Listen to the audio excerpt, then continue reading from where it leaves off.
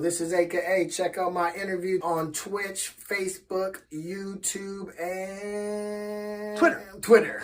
It was really a culmination of like it feeling like every season there was just another group of people being oppressed, and it was my proverbial "Are you done yet?" moment. And I didn't want it to just be like swept under the rug, kind of like everything else does when the new season comes upon and then the old season gets forgot. We just kind of run this cycle, and just a culmination, a lot of feelings, a lot of thoughts, all put in one. The feeling of not being as protective towards our women as we should be. I feel like we're out here having wars over oil, and our most beautiful natural resources are the ones that are creating life, and we're just not really taking our time out and really listening to their voices, one side or another. It just was really frustrating during that time to watch their faces.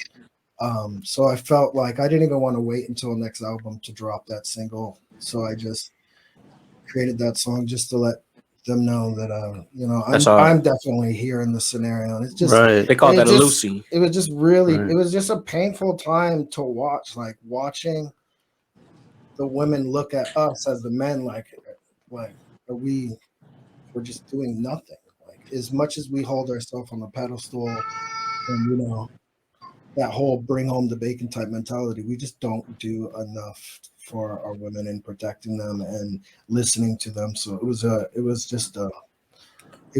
important for me to let them know that I very much hear, and I stand with that. Do you always speak on those type of like politically conscious or conscious topics, or was this something where you felt like uniquely you needed to speak at? That's kind of a loaded question for me because I don't agree with the premise that that's a political question. Okay. This is a humanity question. And yes, this is the type of stuff that, just when it comes to humanity, when it comes to relationships, when it comes to how we interact with each other, whether it's love, all those things that have to do with humanity. Yes, I love to dive in those type of topics and, leave myself vulnerable. Hopefully I could leave the audience vulnerable. My formula when I make music is just very simple. Make people feel vulnerable and safe at the same time. And if you get vulnerable and safe at the same time, and then you can get a whole audience feeling like that, do you know what type of movement you could really make?